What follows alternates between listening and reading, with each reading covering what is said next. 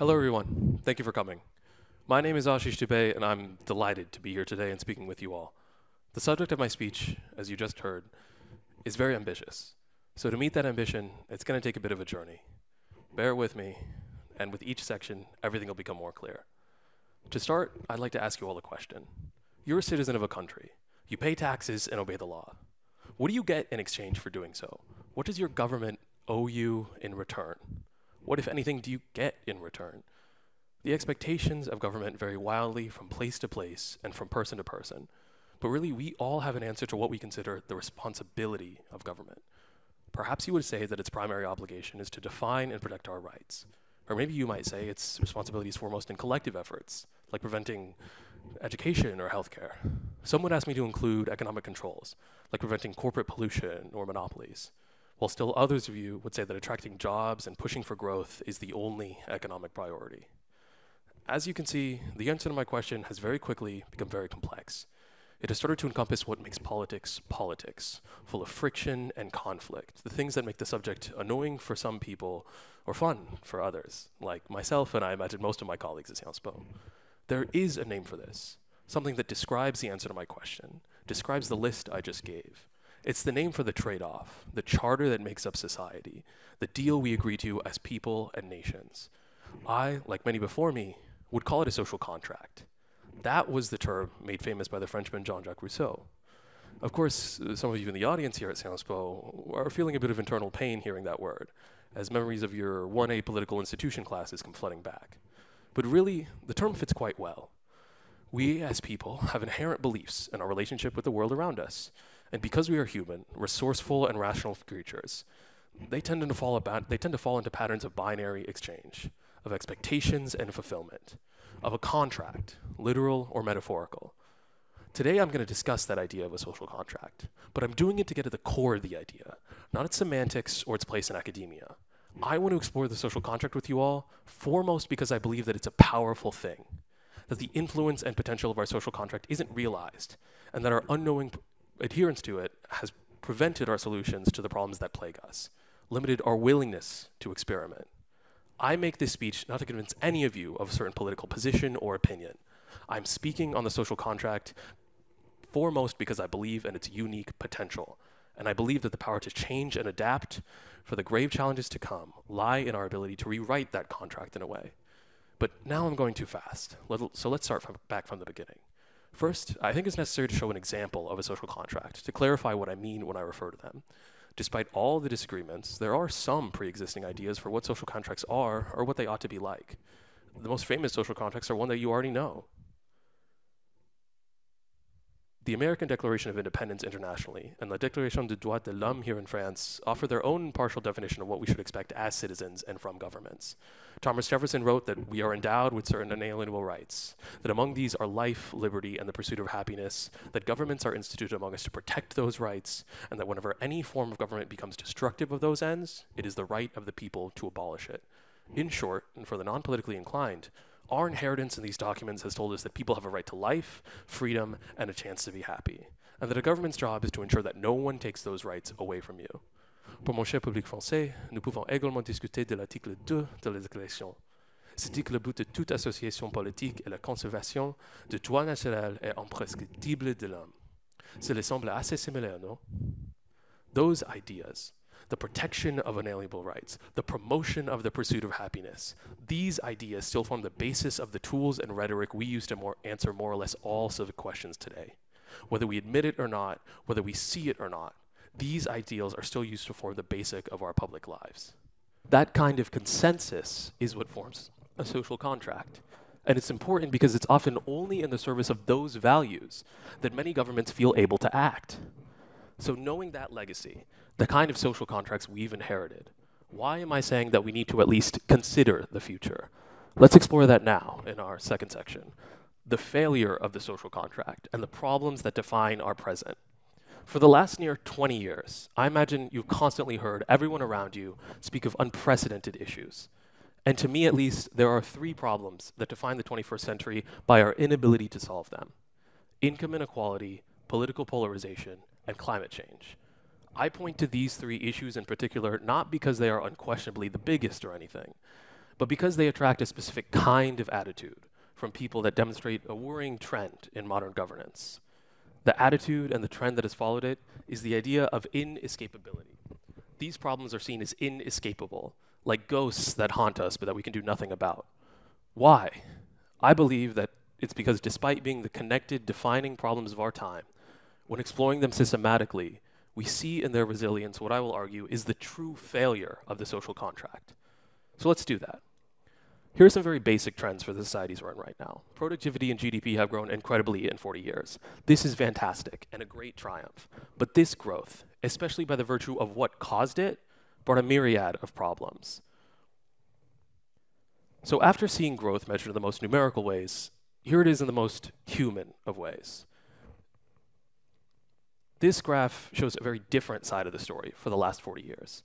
It's the chances of being richer than your parents, essentially showing the likelihood of upward mobility for any given person. Starting around the 1970s, growth in GDP and standard of living and econometric stats stopped translating into even basic upward mobility. As you can imagine, this percentage is also on track to be even lower for children of the most recent generations. So to the parents in the audience, congratulations. The rest of us, including myself, are all jealous. Okay, so then other than overachieving parents, why is that? Well, one could explain it by the disconnect between productivity and income. Starting around that time in the 1970s, our countries got very productive, but that productivity wasn't linked to manpower or skill or knowledge, but things like automation, scale, the mobility of factories. Either way, inequality skyrocketed, and it doesn't seem to be stopping anytime soon. But you've heard this part before. The effect of this in the long term will of course be astounding in the split between rich and poor, or frankly the rich and anyone else. But here's something new, something concerning for the short term, for the now. Take a look at this. It's a measure of falling income. That's right, falling income. Not stagnation, not budgeting or unemployment, but the number of households that are in a real sense losing in their yearly income. As you can see, most households are not only not growing with GDP, not only left behind by the rise in productivity, these households are losing their generational wealth, their ability to grow at all. For so many people, this has been the reality. Not just budget constraints, but the acceptance of loss, of a wealth transfer in only one direction. Now, imagine if you were a part of these households, which many of you may be, and you're confronted with the fact that society's biggest institutions are leaving you behind and asking you to accept that you will simply lose. What would be your reaction? You guessed it, political polarization and extremism. And not just that, but the emergence of a kind of anti-systemic apathy. That means a belief that the system is broken, and a lack of belief that politics or governments would truly be able to solve it, even if they tried. You probably know someone, or are someone who shares that belief. But just in case, let's look at some examples of that in action. Brexit meant a lot of things to a lot of people, but one of the main things that separated people who voted to leave versus those who voted to remain was trust. People who voted to leave didn't just mistrust the EU. Turns out these people no longer trusted any of the existing institutions in their lives, including, I will soon argue, their social contract. Here's a similar trend in the United States. In this, we see a general disbelief in progress at all. 2016 is often seen as a watershed moment for polarization in the Western world, but it was also evidence that the public, including the public that voted for Donald Trump or Bernie Sanders, had stopped believing that progress was possible, or that it was even an option within the current system. And it's not just the Anglo-Saxon world. The EU, which has been the foundation of European politics for generations, has managed to drop 20 percentage points in public support in a matter of just 10 years. That was pre-Brexit. And now I worry that the same graphic will soon be replicated in France, with the voters of Éric Zemmour or Jean-Luc Mélenchon well represented among those doubtful in the world presented to them.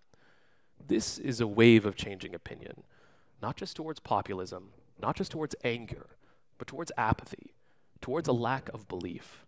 This has and will continue to breed never-before-seen instability as people no longer believe the fair societies of their parents or dreams even exist anymore.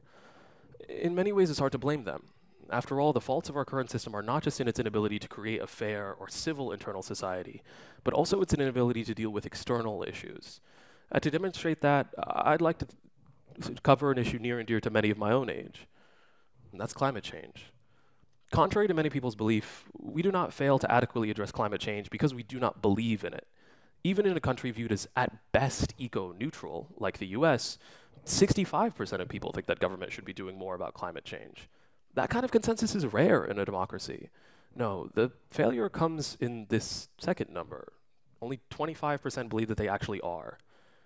The truth of the matter is that no modern society was built for nature, but for men. Not for forests, but for factories. No matter how strong the political will, how many rally for that cause, the instruments and capacities of modern governance were not built for certain things. Thomas Jefferson and his friends in the French Revolution built governments to protect human rights, not those of the planet. They built economies which were designed to protect farmers from being taxed, not to prevent factory workers from getting replaced by robots. How long have you, personally, known about climate change? Years, maybe. Since you were a kid, probably. How long have you heard people discuss record levels of income inequality? How clear can you see political polarization in your own friend group or family? On either side of the political spectrum, these problems are acknowledged. They create angst, a desire for change, a feeling of discontent, and more often than not, despite the will, the solution doesn't come.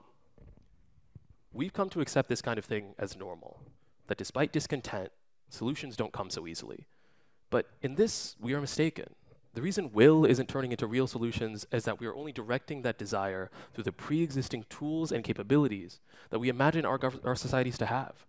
We struggle to reasonably deviate from these ideas, and when faced with failure, we simply push for more of a pre-existing solution, whether that's a carbon tax or public housing, rather than reimagining the tool itself. And that's understandable. Reimagining is difficult. But the discontent and anxiety for these problems will do nothing to create solutions on their own. If we continue with our current path, it's the equivalent of trying to fix an airplane with a sledgehammer, stick a square peg in a round hole. And that discontent would just bubble up and lead to populist anger, as it already has in most countries. Now, the only way solutions will come is by mirroring the problems themselves and using our collective discontent to reimagine our capabilities and capacities of governments, citizens, even corporations. In many ways, our old contract, the deal we made between citizen and government, has failed. And we cannot simply allow that to continue or act as if one day it will prove up to the challenge. If climate change is difficult to solve because a real sympathy for the natural world isn't included in our social contract, then we have to rewrite it. If income inequality is difficult to solve because no founding father or French revolutionary could have imagined that modern technology and automation would drive a hard wedge between those who have and have not, we must learn to challenge them. And if those endless and revolving issues are causing societies to devolve into political tribes who have little to no trust in government, we must fundamentally change what government actually is to them, what it means to us all. Naturally, as I've said over and over again, these issues are asking us to rewrite a failed social contract. So, section 3, how do we do that? Many of you may agree with me, but are silently thinking that it's not as easy as I describe, that I'm being too idealistic to think that such a huge change is even possible. And if you think that, you're right. What I'm advocating for is difficult, radically difficult. But not only is it not impossible, it's not unprecedented either. We've done it before. And I'm not talking about revolution. There was a modern, extremely successful effort that rewrote social contracts across the democratic world, made them resilient in the face of dynamic challenges. I'm speaking of a time of crisis and rebirth, the 1930s, and how we responded to the age of inequality and suffering brought about by the Great Depression and the collapse of a world order. Today, we're not exactly at a similar point of overwhelming panic or depression yet. But the Great Depression is useful because it was a huge sustaining crisis that originated from inbuilt flaws in the institutions of our society. It spiraled out of control and ended up representing a failure of the social contract. So how did we end up responding to the Great Depression? In America, I was taught that a big turning point came because of this guy, Franklin Delano Roosevelt. But truly, it wasn't him, or frankly any one person, that turned around the Great Depression. It was the embrace of experimentation in government. FDR was successful in facing an unparalleled threat because of the attitude he and those like him brought to governance. A belief that it was the obligation of states to always experiment with new solutions in the face of new challenges. In the face of crisis, this country demands bold, persistent experimentation. It is common sense to take a method and try it. If it fails, admit it frankly and try another. But above all, try something. His policies weren't even that radical. Compared to European governments at the time, Social Security was conservative. What he did differently was how he justified the necessary changes and structural reforms that the government had to make in responding to the crisis. He tried to change the way that every person thought about the capabilities and responsibilities of government. He agreed that the system was broken, and instead of anger, worked to restore it by introducing programs that reshaped the relationship between citizen and government. Social insurance, healthcare for the old and poor, limits on consumer predation, the modernization of America's government. Without revolution, without bloodshed. He rewrote a social contract. Bold, persistent experimentation. That was Roosevelt's answer to stagnation. In 2022, we've lost the appetite for it. Now, this isn't surprising. In the 1930s, they were in the middle of a crisis and much hungrier for a big shift in thinking. And going back, that's why I said it's much harder to accept this shift today. But do we also have to wait until we are in the panic of a Great Depression to act? I hope not. In some ways, we're already there, not just in the sense that we are worryingly close to that old level of inequality, but that our political culture has become, well, depressing, apathetic, so distraught and pessimistic that we have no effective tools left and are turning only to anger in response. There is, after all, another example from the 1930s that we could follow. When faced with mounting crises, some democracies actually decided to just give in to populist anger. So what would that second selection even look like? Accepting populist anger. Oh, okay. Okay. I'm pretty sure that isn't the kind of future we want. But historically, it's what happens when we decide to ignore issues. Instead of rewriting social contracts, people decide to burn them down. So it's not a question of when or if this change is necessary, but a question of when we'll actually be able to pull it off. But that begs the question, what could that future look like? How do we learn from the past to create a better society? And what could we do today to be proactive in getting there? There are countries and people that are embracing bold and persistent experimentation, many of them in small, specialized ways. But together, they paint a vivid potential image for a future defined by not settling for inefficient or ineffective traditions and governments. Here are a few that really show what I mean when I say bold experimentation. Take an essential field, like education, which needs to expand its scope in the context of a changing world. In New York, certain ordinances are experimenting with a two-sided reform to expand the timing and impact of education from both ends. That means universal and free kindergarten, in addition to state-sponsored degree and certification programs for employed adults. Partnered companies are agreeing to send their employees back to school to keep workers competitive in an increasingly global and automated world. To those that believe that tax structures are breeding inequality, but who get beat back by arguments about competitive corporate tax rates and the stifling of innovation, economists like Ruchir Sharma have recently presented a plan for the West to completely overhaul the tax structure, with experimental tax models not based at all on how much money is made, but more fundamentally on the way it's made. Meaning tax rates on income earned from self-interested rents, for example, like with landlords, would be treated completely separately than money earned from innovation or broad-based business development. Another example in the economy, many societies are becoming wholly defined by part-time work, like Uber or digital temp contracts. As a result, many young people are forced to be without any long-term stability or benefits. That precarity is partially what leads to that graph of generational decline. In response to this gig economy, places like Finland have experimented with UBI, a universal basic income that comes no matter our employment status or salary. Many gasp at the idea, but when forced to decide between unemployment checks or part-time work, people are discouraged to fulfill the demand needed in a part-time economy because temp jobs pay little more than their unemployment benefits. So UBI wants to encourage working by paying people regardless of if they do.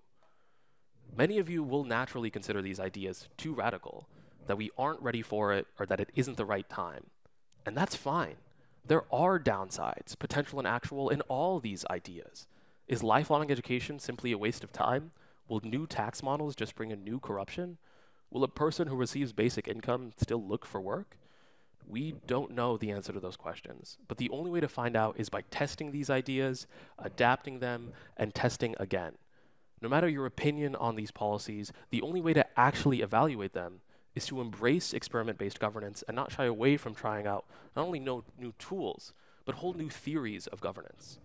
If there is a single thing to take away from this talk, it's that. We need to all be supporting and creating more experimental policies. The perfect version of government in a crisis is a very imperfect one, dominated by the repeating testing, adaptation, and retesting of new radical ideas. That means experimenting a lot more than many of us are willing to, and maybe going through 99 imperfect solutions before finding the right one. But if we don't, that 100th solution will be forever lost to us. There is simply too much changing in the world today to ignore growing challenges and instability. It is exactly times like these when contracts must be broken. It is exactly times like these when contracts must be rewritten.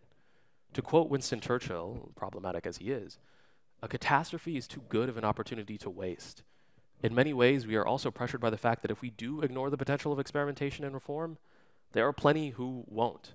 There are plenty who will use the failure of social contracts to stoke division, to ignite the kind of anger that drives their movements. But we have the strength to resist and stand tall. Now is the time to find that strength in the embracing of experimentation. Now is the time to find our strength and rewrite the social contract. Thank you very much.